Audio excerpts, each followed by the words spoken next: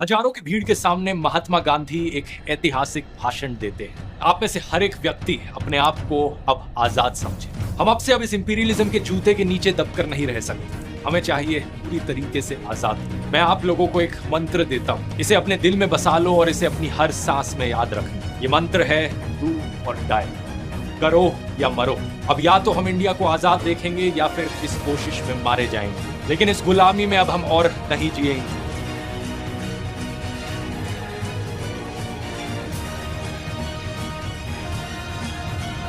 कुछ इस तरीके से शुरुआत होती है दोस्तों क्विट इंडिया मूवमेंट, भारत छोड़ो आंदोलन। ब्रिटिश सरकार जानती थी इसके बारे में और कुछ महीने पहले से ही ब्रिटिश राज की होम डिपार्टमेंट काम कर रही थी एक 3 स्टेज प्लान पर इस मूवमेंट को खत्म करने के लिए। स्टेज 1 प्रोपेगेंडा का इस्तेमाल किया जाए, पूरे मीडिया पर इस तरीके से कंट्रोल बनाया जाए कि कोई भी अखबार इसकी खबर ही ना छाप पाए। स्टेज 2 कांग्रेस ऑर्गेनाइजेशंस के दफ्तरों पर रेड मारकर उनके फंड्स सीज कर लेना और कांग्रेस के सारे लीडर्स को अरेस्ट कर लेना। स्टेज 3 मास मूवमेंट को सप्रेस करने के लिए इमरजेंसी पावर्स का इस्तेमाल करना, कांग्रेस के लीडर्स को एंटी नेशनल घोषित कर देना और इस तरीके से मूवमेंट को शुरू होने से पहले ही खत्म कर देना। अगला दिन 9 अगस्त, महात्मा गांधी, पंडित जवाहरलाल नेहरू, सरदार वल्लभ भाई पटेल, मौलाना आजाद और सारे टॉप लीडर्स कांग्रेस, इन्हें अरेस्ट करके जेल में डाल दिया जाता है। अगले कई सालों तक ये लीडर्स जेल से बाहर नहीं आने थे। फिर सवाल ये कि इस मूवमेंट को कैसे आगे बढ़ाया जाए। आज के वीडियो में आप इंस्पिरेशन की एक जबरदस्त दास्तां सुनेंगे। इतनी सख्ती और मुश्किलों के बीच आखिर कैसे इनकलाब का नारा देश के कोने कोने तक पहुंच गया। गांधी जी की जो ऐतिहासिक स्पीच थी उसका एक भी शब्द अलाउड नहीं था मीडिया को प्रिंट करना अखबारों में। तो ना ही किसी अखबार में महात्मा गांधी की स्पीच छपी, ना ही कहीं ये छापा गया कि ब्रिटिश सरकार ने कुछ एक्शन लिया है।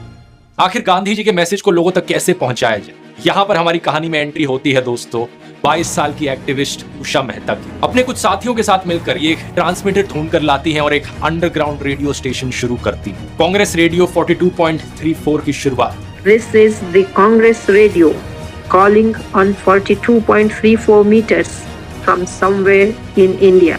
14 अगस्त वो दिन था जब इस अंडरग्राउंड रेडियो स्टेशन की शुरुआत हुई और जो शब्द आपने अभी सुने खुद उषा मेहता के थे। इस रेडियो के जरिए ऑल इंडिया कांग्रेस कमेटी के संदेशों को देश के कोने कोने तक पहुंचाया गया और ब्रिटिश राज के प्रोपेगेंडा को टक्कर देने लगे ऐसे अंडरग्राउंड मीडिया चैनल्स। अपनी लोकेशन हिडन रखने के लिए उषा मेहता संदेशों में कहती थी कि this is Congress radio from somewhere in India, लेकिन एक्चुअली में वो बॉम्बे से ही ऑपरेट कर रही थी। ब्रिटिश सरकार को इस रेडियो का सोर्स ढूंढने में करीब 3 महीने का समय लगा, लेकिन तब तक बहुत से लोग ऑलरेडी जागरूक हो चुके थे। धीरे धीरे ऑल इंडिया रेडियो को एंटी इंडिया रेडियो बुलाया जाने लगा जब कांग्रेस रेडियो को जाम करने की कोशिश करी जाने लगी। फाइनली जाकर 12 नवंबर साल 1942 में ब्रिटिश सरकार उषा मेहता को अरेस्ट कर लेती है। उनकी सारी इक्विपमेंट सीज कर ली जाती है और 6 महीने तक जबरदस्त तरीके से इंटरोगेट करने के बावजूद ब्रिटिश के सामने वो अपना मुंह नहीं खोलती। इस सब ऑपोजिशन के बावजूद भी दोस्तों क्विट इंडिया मूवमेंट एक सक्सेसफुल मूवमेंट रही। इंडिया की आजादी की बात दुनिया भर में चलने लगी। उस वक्त के अमेरिकन प्रेसिडेंट रूजवेल्ट भी प्रेशर बनाते हैं यूके की सरकार पर कि इंडिया की कुछ डिमांड फुलफिल करी जाए। ब्रिटेन के अंदर भी ब्रिटिश लोगों के द्वारा मांग उठने लगी थी कि अब इंडिया को आजादी दे दी जाए।